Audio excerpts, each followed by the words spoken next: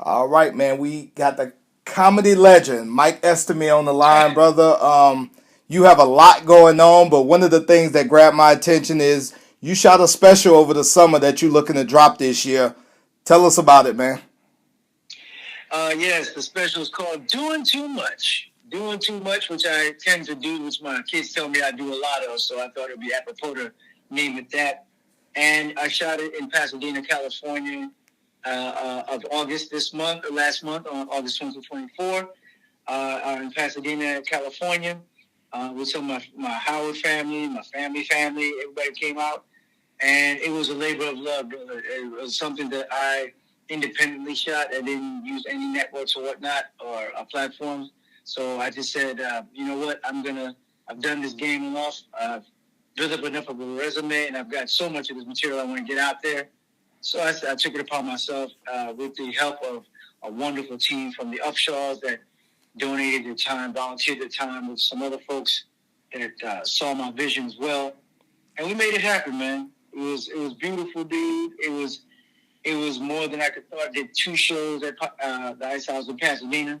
Had my kids introduce me Oh, onto wow. the stage, which was great. My firstborn son and my firstborn daughter, which I figured was apropos since my first damn special. So I said, yeah, let me have my first kids introduce me to my first special. So that was the symbolism behind that. And it was a lot of work, a lot of stress, but a lot of love and a lot of dreams come true for me anyway. But it doesn't stop there. So that's why I'm in the process of now looking to pitch it and have it get to a distribution company and also a platform so everybody can see the work that we put in.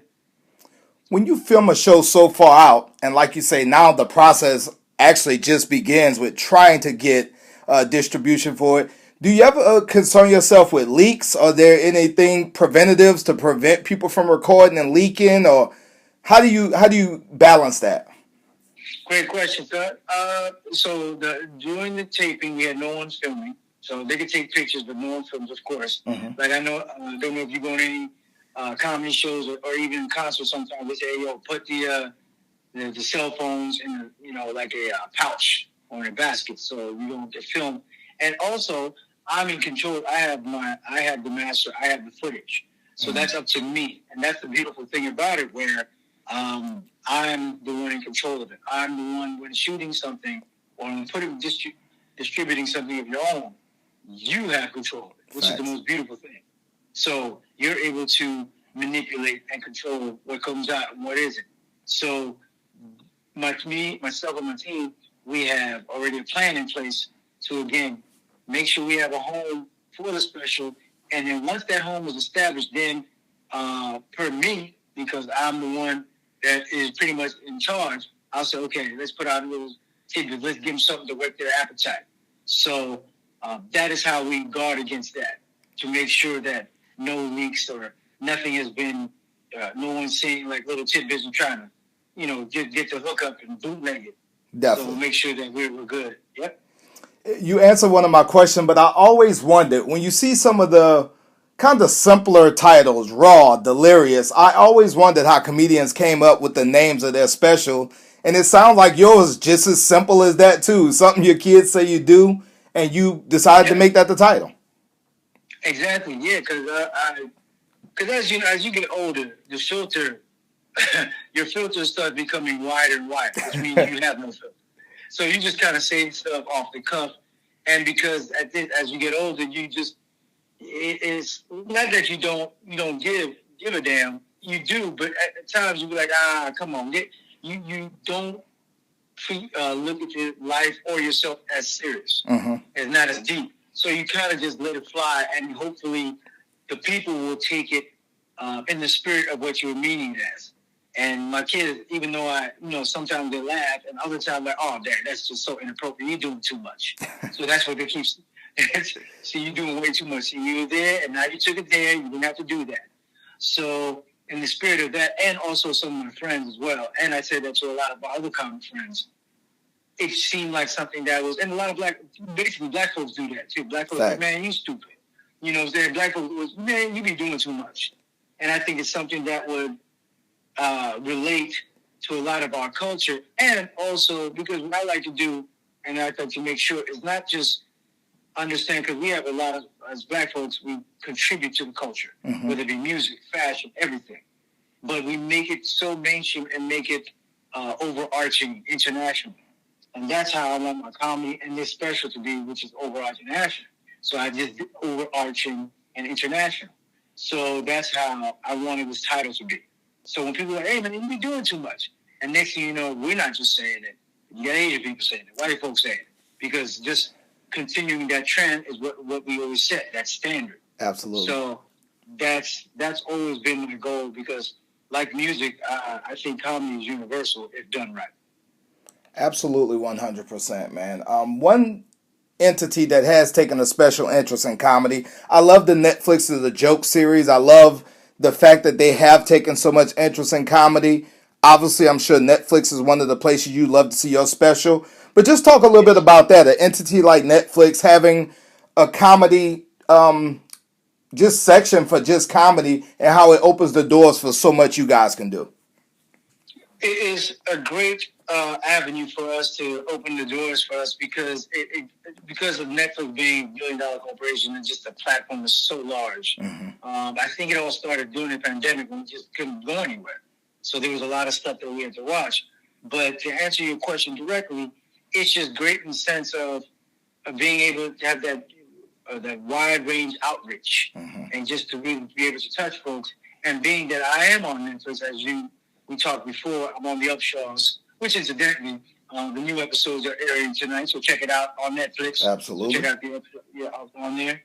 It is a home that I think has been done well for me and so many other folks. Being it is a platform that can touch not only domestically but internationally. So I think that's why a lot of folks gravitate. Not that Amazon and others can't do it, but Netflix is just, it's like an instantaneous, along with Amazon actually, just an instantaneous, easy to get to. It's very user friendly. So when you pop on, those suggestions pop on. Oh, hey, you might like this. Oh, hey, you might like this. Because right now, everybody got Netflix. Almost everybody that I know. I mean, I know because everybody's asking me for my username and password. So they putting the end of that shit, though. Yeah, they put it, exactly. So I was like, I can't do that no more, dog. So we gotta, you got to get your family plan. It's just something that, for me, it's easier for me because I'm already on that platform. So it's home for me. So before I start going anywhere else, I just feel like, and also with the success of, you see, with other comedians, such as the Dave Chappelle's and the Kevin Hart's and the Neil Brennan's and Nikki Glazier's and all these folks that are on there, it just, and the Joe Coy, that's another one. I'm just naming some of the comedians that are off the top of my, and Mike Epps, the guy that's on the show, on the sites. When I see what it did for them, I would be a fool not to follow that path, not to go that route, and not to at least try it. Because in the long run, sure, will I get what I want in the beginning? And I'm going to let everybody know that's a inspiring comic or actor. You'll never get what you want in the beginning. So you're going to have to just take it. But what happens is the rewards at the end is what will benefit you, and when you get your leverage, when you get your second either song or comic special or whatever. So you just have to understand that the name brand and name recognition, when you say Netflix special, people's eyes widen up. Just wow, oh wow. You know what I'm saying? Yep. It's just that name recognition that we're always going for, and also to show that that we're serious, that it's just not some rinky-dink special. So, and that's just one way to go about it. But as for me, again, it's home, and I'm home already on it with Upshaws. So I just feel like, okay, I'm on my family network. This is my family network. Why not keep it in the family before I start looking somewhere else? Great point. Great point. One thing we share, other than the fact that I love comedy because I love to laugh, is we both have a love for boxing. And when Mike Tyson's ass came across that screen, I knew my man Mike Estime wouldn't let me down, and I went to Facebook, and there you was. Yeah. Bruh, when I saw his ass on there, I said, oh, this not going to go well. I said, nah, bruh. I said, this was Mike don't know his ass showing on camera. Like, first of all, why did you keep and you zoom in too? What's the zoom in, man? What we see it, bro? I mean, what is that about, man? I don't want to see Tyson's cheeks. I want to see Tyson chicken, Tyson turkey. I'm not trying to see no damn Mike Tyson's cheeks, man. It was. I mean, I'm sure you saw the fight as well. Yes, I think every comedian picked up their phone when that showed. We picked up the phone, man. And I was thinking of every joke, but comedians are fast, man. We were like, oh damn, someone thought of that already. The only one I could think of was the ass cheeks, bro. They'll ask you because I was like, and Jake Paul, I was like, come on, man. So who you gonna fight next? What? Joe Biden? Is that your next opponent? You wanted to fight Jimmy Carter before he died? I mean, what's going on? I was gonna say I could tell my boy ain't a fan of Jake Paul's opponent selection either. Hell no, bro. No, bro. I mean, I think he called me to fight my mom, which I didn't approve of. But I told my mom, look, what you need to do, mama, just don't worry. It's not gonna hurt too much, but it is gonna mess your teeth up. Because I did buy it. So you be straight, mama. Just look. Don't look this way though. Just go down and you be fine. Just don't get up. Which she can't because she has bad hair. That's crazy. So she be all right, man. Well, you're going to be disappointed to hear it's looking like Roy Jones is next. For real? Yes. Senior or junior? The Roy Jones you thinking about. Oh, Lord. Oh, my God. Okay. So now we're going to see Roy's ass up there, too. We're going to show his ass. Once he show his ashy ass, good. Roy needs to stop. Man. And yet he want to fight Canelo. I'm like, come on, man. How you going to go from Roy Jones to Canelo? Nah. That's not, I mean, it just doesn't make sense to me, man. Only in boxing, brother. Only in boxing. Bro. The only thing, I thought the only thing funnier than comedy is boxing. Man, look. It's just, that's a mouthful.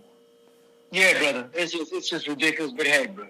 I'm trying to keep this a happy interview because now I'm starting to get angry and start sweating. I'm starting to get all sweaty. So I'm going to end it on this. Then I'm going to get you out on a happy ending. Actually, I really want to pick your brain and get your thoughts on this. So obviously you're doing the Upshaws. Everybody Still Hates Chris was an animated series that came out. But I've been dying to ask you, how do you feel about reboots? How would you feel about a real sitcom version of Everybody Hates Chris being rebooted? Honestly, I wouldn't like it. Okay. The reason why is, the energy and the freshness and the newness of it, because what you're doing is you're comparing yourself to your younger self. Mm. You're comparing those shows to the younger shows. It's like bringing back, like if you brought back Martin with Martin Lawrence, or you brought back Living Single. It was fresh because it came out at the right time in those 90s. That makes sense. You know, it came out just at the right time for when we needed it. And it was so fresh and new, and there was nothing else like it on TV. Now, I can watch Living Single or Martin on Max or Netflix and catch that show. But then when it's a reboot come out, what you're going to do is you're going to look at the younger show and then look at the older show. And God forbid if them jokes aren't hitting like they used to. Like, oh, man, this thing is trash. Yeah. So now all of a sudden, you mad at the old show, you mad at producer Kenya Barris, and then now you see Martin like, yo, Martin, that show trash, man. Now all of a sudden you got attitude with Martin. He's like, hey, man, I got nothing to do with it. They wanted to do the reboot. You know, the only certain reboots, almost like I think Bel Air, the Will Smith, the fresh Bel Air that's on Peacock. That's good because it's not the same show.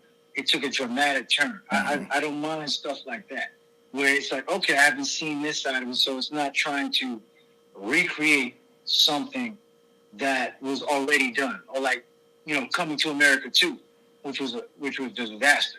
You know what I'm saying? Because I remember the Coming to America, the first one, and that was just a classic. And I was like, don't mess it up, because if you're gonna do it, you better do it just as or even better. Facts. So again, with Everybody Hates Chris, it would need to be so fresh and so different for it, in order for any of us to do it.